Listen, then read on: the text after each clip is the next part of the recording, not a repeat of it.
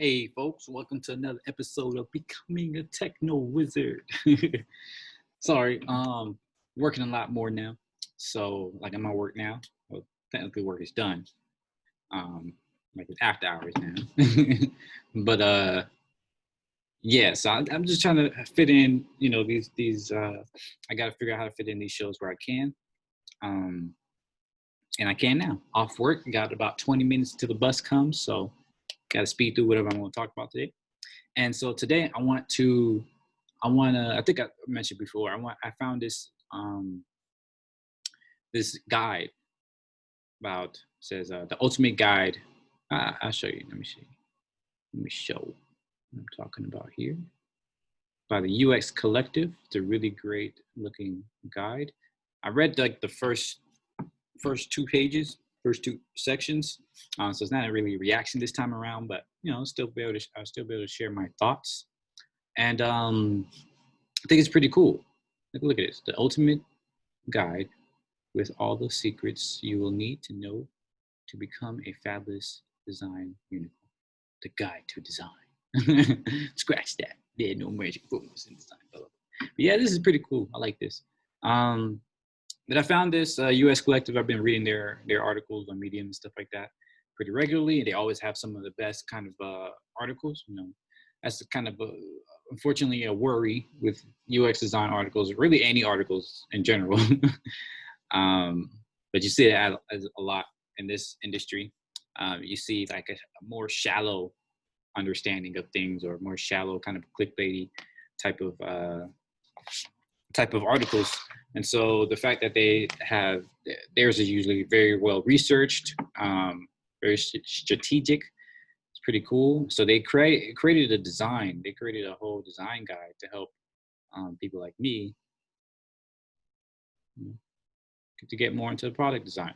Now, I think this will be an interesting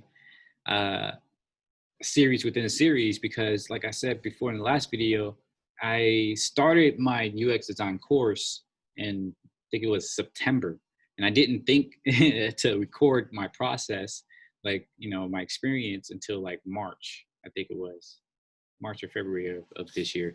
So after I saw Gary Vee, he was like, document your journey, right? I've not heard of that, document, don't create. But before, I was trying to write, and I don't really enjoy writing. I do it, and I enjoy expressing myself through writing, but I don't deem myself as a writer. And doing these videos is just much more fluid for me. So yeah, started documenting my process, but I was already like practically halfway through. So I think it would be really cool to do all of it over again, basically. Not only will it help me to solidify my knowledge, but it'll also help to just see if I missed anything. Like I think I learned a lot in Flatiron, and I think I'm very lucky to have a set of instructors at first too, that were all very experienced, and they went deep into the strategies. They didn't stay on the surface level of things. So I would like to think, we learned a lot, but it never hurts to learn, from other folks too. So yeah, reading through this is pretty cool. So they have a structure here. So yeah, I'm gonna do my best to do it step by step. I'm gonna take some time. I'm gonna take my time and go through the lesson, go through all the reading lists, go through the watch list, reflect on the questions, and then practice. So I think this is gonna be really cool. Got 9 sections here. A lot of folks helped out. Look at it. This is crazy. So start. All right. How much time do I got? Yeah, I got plenty of time. All right. So why design? Why now? I'm not going to read it. Like I said, I don't have that much time, but I did want to cover some things that I was thinking the first time I read it. So yeah, I'm designing about believing there's a better way of doing things. Definitely. This is why I realized that I really love UX design. And I say that, I don't say that lightly, because I don't use that word love. I don't use the word, love and hate. I think words have power. Words have meaning. So when you use certain words, it describes, certain depth to it, certain things to it. And for me, you know, when I say love, that means I'm like obsessed with it. You know, I really appreciate it, I respect it, admire it. Um, oh, I'm inspired and motivated by it. So design to me is really awesome because um, all my life I've been like, the world needs to be better, right? I wanted to invent hover cars, I wanted to invent cities and, you know, spaceships and all this stuff. I was like, the world needs to be better. It should be better than where it is right now. And I didn't stop there. I always be like, okay, how would I make it better? You know, what would I do if I always had a magic wand? You know, what would I change? What would I create? And as a designer, I feel like you actually get to do that. You know, that's why this is called being a techno wizard, because you actually get to produce that magic. You get to invent magic as a designer. It's really awesome. So yeah, I definitely am with that. Making things better than they were before. Yeah. Identifying something that's not working, going deep into the problem, exploring potential solutions to fix it. Yeah, this is literally everything that I usually do before I ever heard of design. This is why it blows my mind whenever I, you know, look up, like look into what design really means and what it's all about. Because this is literally what I've been doing. This is my childhood. I would look at, you know, how would like when I came up with hover cars, you know, not came up, like the idea was there, but I was like stuck in traffic, you know, and that's identify something that's not working. Like, why is there traffic on a street that literally everybody knows you're going down that street every single day? So why is there not a solution to like alleviate this traffic? Why can't we be, you know, why is this a problem? So I identified that, went deep into the thing. I mean, at first as a kid, I just think of, oh, what would be good to fly? I was thinking like Magic School Bus and Fifth Element and Back to the Future. You know, that stuff just popped to mind. But you know, I still went deep into the problem. You know, I went into, you know, how does traffic happen? No, I'm lying. I didn't go to that. I went into the deep end of how do cars, how do cars happen? Like not do how the cars work, because I had a weird thing in my mind growing up. I was like, if I knew how a car worked, then I wouldn't be able to create something from scratch. All right. And maybe this is right or wrong. I still don't know to this day. I do feel like there is some benefits to that kind of thinking, that, you know, um, not concerning yourself with the current way of doing things allows you to think outside the box, because you literally don't know what the box is. So of course you're going to think outside of it, right? So I do think there's some sound elements there. At the same time, you do get to learn a lot if you understand the box and everything inside of it. In this case, the car. You know, then you can better see what's wrong with it, and then you can better, you know, um, figure out better solutions, or, you know, different ones. So either way, I think is a valid way. But for me, growing up, I was like, I'm not gonna learn about how cars worked. I'm gonna learn about how cars were invented and why. So I went deep into transportation, you know, to the history of transportation, human history. I went into uh, um, you know, using wagon wheels, like the etymology of cars, like where the word car came from, which is carriage. I went to, uh, you know, the whole history of with the wagons and stuff like that, and the wheel, the invention of the wheel, how they use different types of wheels, how they used to have streets where it was like a curved street, and the wheel was square, and it would, you know, go through it would go as if it'll still be fluid, because around the street, it's just really cool math, right? Like if the street is curved and the thing and your wheel is square, it would just go from one to the other and just roll pretty smoothly. It's really interesting. But you know, there's a lot of really interesting history in that, and I went deep into that. I went into, you know, trains, production of trains, because that was a big part of transportation. You know, the Wright brothers, when they invented the airplane and all that stuff. So I went that side of it, right? And then, you know, exploring potential solutions, how to fix it. Yeah, after I understand, you know, how transportation evolved over the ages, I started thinking about, okay, how would transportation evolve towards the future? So that's when I started thinking of different types of hover cars, not just hover cars either, but like the difference between flying and hovering and gliding, stuff like that. I went into how would you function? How would you create a mass transportation device that was, you know, that benefited from being able to fly and hover around and stuff like that. Like that's what I came up with, the type of bike that had like huge wheels and in the middle was a seat. And then I came up with like another bike that you can like pedal to fly and stuff like that. No, I mean, none of these were working. Like it wasn't inventions, but it was concepts that I was thinking about. And this is when I was like in middle school, and I was a real nerd. But exploring these different solutions, I was like, oh, what if it was powered by lightning? Like literally not light. I didn't know what plasma was at the time, but I knew lightning like had a lot of energy, right? It was very powerful. I was like, what if it was powered by lightning? If you could catch lightning in a bottle and power your vehicle with it. What if it was, nuclear powered? What if it was, I didn't know exactly what nuclear was, but I knew it was like something strong, bomb or whatever. I was like, okay. What if it was like Back to the Future? You put trash in there and it did some nuclear stuff and then, powered your vehicle, right? So I explored a lot of things. A lot of it was just from ignorance, but, that's what I did.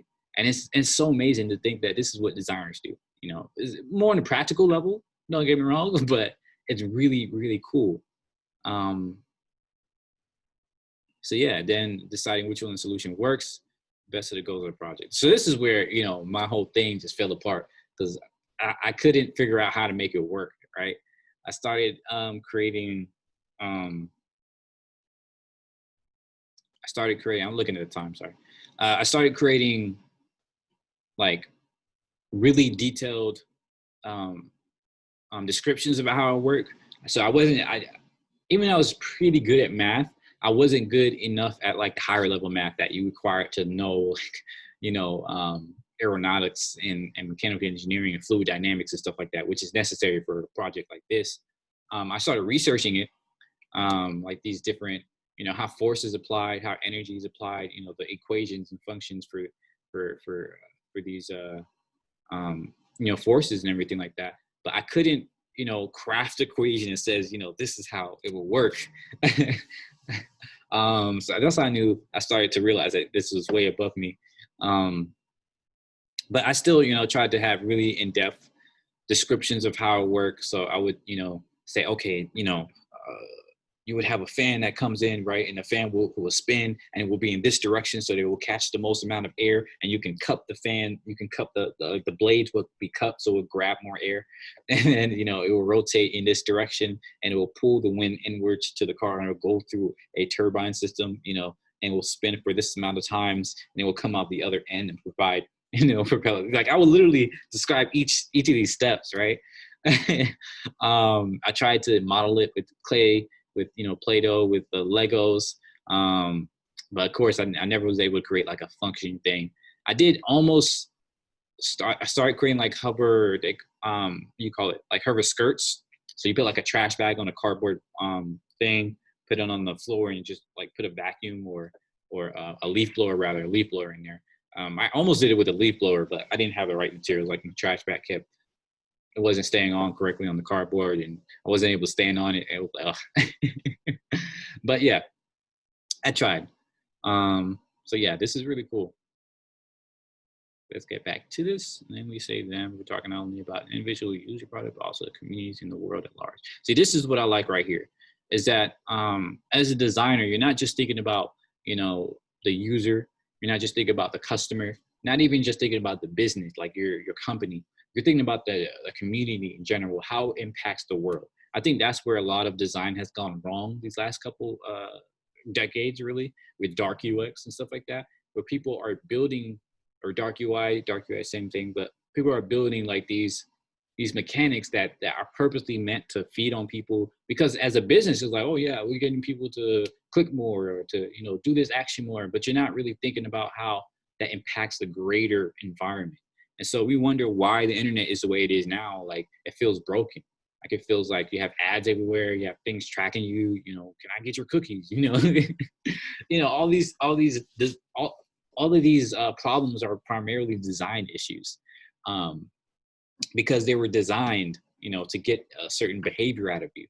And it wasn't designed with the thought of, okay, what happens if everybody uses this thing for their business? Is this still a good design principle? Is this still a good thing to design for our website? You know, if you want to optimize clicks, but then you create something that every single business uses to optimize clicks, it's gonna, not only will it reduce the effectiveness of that thing, but it will also just degrade the entire experience of the web. And so now you have people who are, you have this wide ranging fatigue with these different features and these different methods of getting you to do certain actions. So now people don't even want to buy things online, or don't even want to, you know, interact online very much because of this expectation that something is trying to get something from them. So yeah. Other platforms, designers are rendering with intent. So yeah, that's pretty cool. Reinvent your design because you believe you're a natural creative. So this is why this is why I initially did not think I was a designer. Like, because when I first started design, I thought it was like artsy stuff, like, you know, visual stuff. And even though I thought I was creative, I never thought I was artsy. Like I was, you know, that sort of creative. So I kind of just took myself out, like, I'm not a designer, you know, maybe I'm an engineer, you know, but nah, I'm a designer, man. Yeah, I just think design is cool. Understanding motivation is key. Definitely, definitely. It can be stressful. Yeah, I can see that. But yeah, you gotta know. You gotta know why. But understanding of the steps. Do this right here. You know, take my time with it. Take my time. So yeah, journey into the unknown. As you might not be familiar with some of the terms included here, but also a journey into yourself. Self-awareness is one of the most powerful tools a designer can have in their tool belt, and the first step to being able to change things around them. Beautiful. I hope I enjoy the ride too. I'm sure I will. So yeah, I'm gonna go this step by step. I could probably read this right now, but not really. I got like 30 minutes.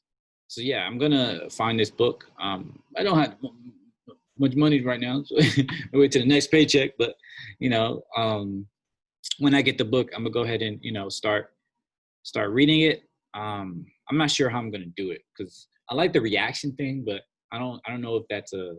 I think that'd be better for like an article rather than a book that you know, buy. I don't know how they'd be comfortable about you reading it and then not, you know, reacting to it. I don't know. Maybe I'll do like my thoughts on it or something like that. I don't know. I have to think about this because I don't want to, again, I do these videos off the cuff, you know, just raw, just out there because I don't like to procrastinate. I tend to procrastinate, right? If I try to put too many steps or plan or stuff like that. Don't get me wrong. I was playing. I still plan, but I plan in the macro, right? You know, what I'm gonna do in a year, 5 years, 10 years, 100 years. I literally have a 100-year plan. But when I'm in a micro and I'm trying to execute on things, I have to be, in order to encourage myself to be action biased, I just start doing it. You know, if I'm thinking about something for like 5 to 10 seconds, I'm like, oh, maybe I should do this. It'd be interesting. I'm like, oh, no, let's do it. So that's how I do these videos and stuff like that. So I worry that if I try to take notes and then, you know, share those notes later, I'm not going to do the video, or I won't do it as often. So I need to think of a way to read these books and apply my thoughts. So I don't know. I'll think about it as I get these books. But I will get this book. I'm gonna start. Like I said, I'm gonna take it exactly as they laid it out. You know, 1, 2, 3, 4, 5, 6, 7, 8, and then I'm gonna watch these. I think these I'll be able to definitely react. I watch stuff. Maybe I can react with these. I could probably, yeah, these are all short, so I can probably read them and react. I think that'd be cool. And then reflect. Yeah, I can go through these questions and then do these practices. Maybe do these practices live. Yeah, I mean, these aren't like, even more articles here. Sheesh. But yeah, that's it. So I'm excited to see where this goes. Hopefully you're excited too. Whoever's watching this, whatever time, place, reality you're in. But yeah, I think this would be cool. I hope you enjoy the journey with me. Maybe you can come on it with me. You see his website right here. I'll put it in the description as well. But yeah, thanks for watching and have a good day. Bye bye.